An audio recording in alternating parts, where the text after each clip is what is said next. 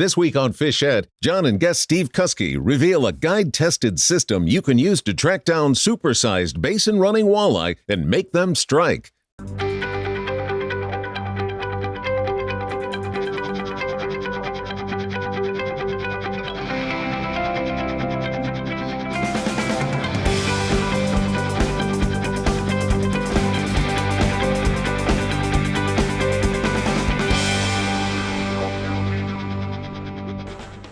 There's one. Look at that. All right. Here you go, bud. That's how you like to start right there. Got him? Yep. Keep that rod bent, bring him steady. All right. That right there, exactly how you like to start a day. That's my kind of start right there. But you know, I'll tell you, we drove through here and there's plenty of fish out here. Yeah, feels decent. Good. About 50. Okay. Little head shake. Okay.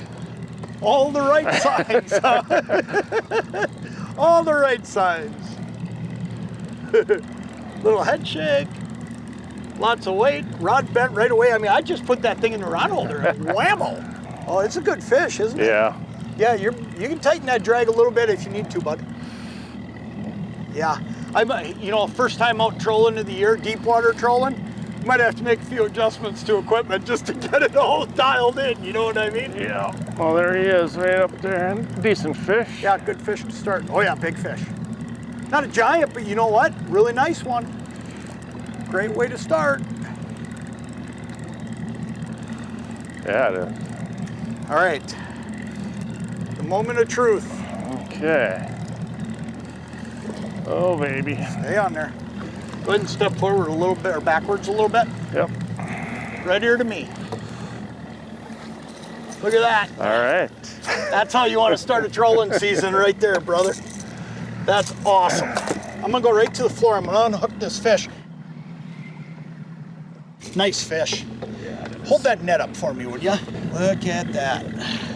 That is a great way to start a trolling season right there. 24-incher, I suppose, to start. Awesome fish. Perfect. Bro. Here's what we're doing. We're gonna troll big baits and we're gonna look for better fish today. Okay? And we're gonna look to be one of the first ones on this trolling bite.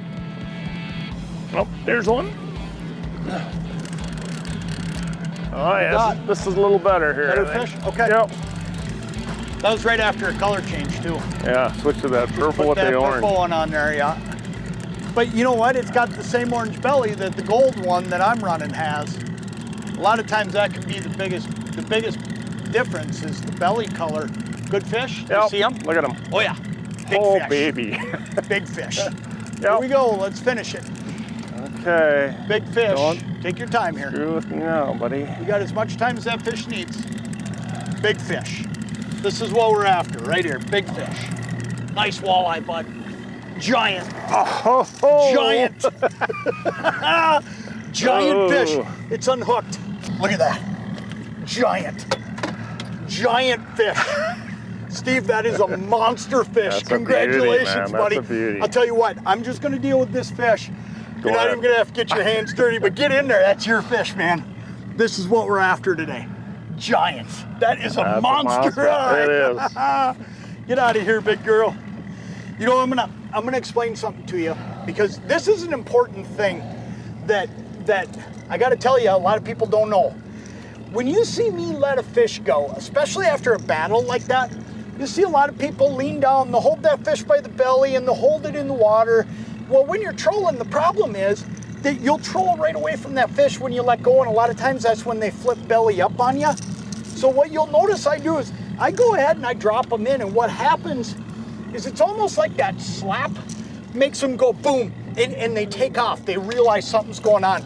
It's not me not being easy on a fish. That's me making sure that that fish is going to kind of snap to life and take off. And I mean, I don't throw it in there, but just kind of letting it drop in there, that little bit of slap can make a big difference. Hey, before we put this out, I want to show everybody what we're using. I said at the beginning of the day, we're going after big fish. I mean, that's what today's about. And it works. And it works, okay? Here's how we're doing it though. That right there is a bandit walleye shallow. This, in my opinion, is one of the best big fish baits that you're gonna find anywhere. These have been being used down on Erie forever, but the dirty little secret is they're winning a lot of walleye tournaments out there when it's a trolling bite. And I wanna show you why. Number one, it's a big profile bait, okay? This is a big meal for a fish, but listen to this. That rattle is big, it's intense, it's just a lot. But fish like that giant that Steve just caught, man, I'll tell you what, that rattle right there grabs their attention. And then number two, you watch the action of a bandit walleye shallow in the water, and it is good. I mean, it's got a saunter to it, but yet it's fast and tight, and it pulls straight. This, in my opinion, right here, if you're gonna pull crankbaits, it is pretty doggone tough to beat a bandit walleye shallow, especially on lead cord. Oh, here's one. Another one? Yep. Oh boy. Little something going here. Yeah, I just dropped her out. What's that? I just dropped it back there. Just set it down? Yeah. What were you at on feet? 190 again. Okay, so you're running, well, I'm running a little faster. You're running right there. I tell you what, I'll dump out to 180.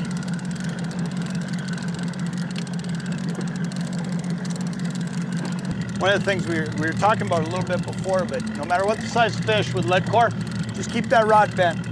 Keep reeling. You pick your reel speed based on, as long as you don't feel that fish fighting back, keep reeling, keep rolling. Because here's what happens. Well, that's a good one. Yeah, decent fish. Here's what happens. There's bow in that lead core. And if you let that fish get control of you by stopping that constant reel and trying to feel him and maybe pull back to see if he's there, don't do that. Just keep reeling, because the only way you're gonna lose that fish, oh, it's a good one. What are you talking about? Look at the mouth on this one. It's another big one. Look at that. That's not bad. That ain't bad. Oh, this is awesome. Man, it's just one good fish after another. Look at that. Let's see, pliers. Pliers. I'm gonna let you deal with the fish. Okay. And I'm gonna explain to you a little bit about location and how we picked this location. When you get out in this basin stuff, it's got more to do with your sonar unit than the actual location. Yeah, awesome fish, bud. Another great fish. Nothing wrong with that. Nothing wrong with that at all. All right. But here's what we're doing. When I come out here and I'm looking for these trolling fish, you see them as marks that shoot straight up on that sonar unit. They're not gonna be an arc, okay? Because we're going too fast. We're only gonna ping off them a time or two as we go over them. So a couple things we're doing. One, we're finding fish with the sonar, and you gotta believe in your sonar unit. When you're seeing them, when you're cruising like that, that's how you wanna find your basin fish. You know, sometimes they'll be on one of these break lines, but you really gotta trust the sonar side of it. And then number two, using big baits, using these big bandits, and making sure that these fish, man, when it comes down to it, they're getting a big meal, and that's how we're getting bigger fish.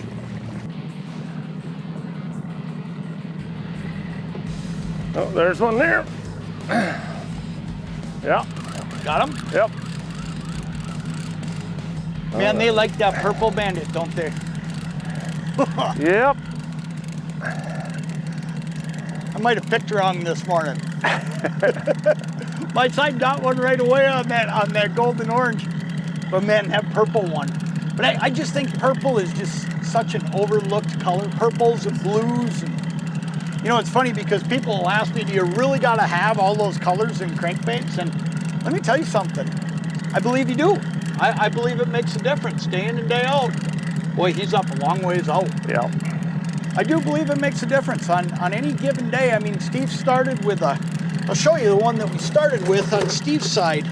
It's a great lure. Caught a lot of fish on it. It's all dinged up. I mean, you look at that one, that's a great lure. I mean, you would think that one would be smoking hot, but as soon as we put more purple down there on the one that he's using, holy smokes. A little bit of orange. Little bit of orange on the belly versus pink. Yep. But I mean, that's the reason that you gotta have all these colors. Now they're great. That's a good fish. Look at that. Holy smokes. But that's why you gotta have all these colors. It's just bottom line. On any given day, a certain color is gonna be better than all the others, or it's you know, gonna be better than most of the others. That's another big fish. Holy moly, what a day. What a day. Look at that. Another big one. Oh, yeah. That is awesome. Alrighty. I'll tell you what. Let me see if I can do this. Where's that pliers? Behind you, I think. Okay. Let's get this unhooked right here, because it just looks easier to do that. Look at that. I usually think it's easier to get your fish unhooked versus getting the hook out of the net. Great way to wrap it up. Nothing Man. wrong with that. Big fish after big fish. That's what we came here to do today. We came here to catch big fish. And you know what? That's what we've caught. Yeah. But that's what you can do. If you get out in this basin, go look for them, go find them, and put down big fish baits. You can't beat these bandits, I'm telling you. When it comes down to it, there's a reason they're so popular on the Great Lakes. Those guys are fishing for 10-pound fish every day. Look at what we just did today. In any of these catch, record, release tournaments, I guarantee you, we're right at the top right now, the way it's going. I mean, it's just been big fish after big fish. Make sure you pick up some of these bandits and give them a whirl. They're fun. They are. That's awesome. What a great day. That is just awesome.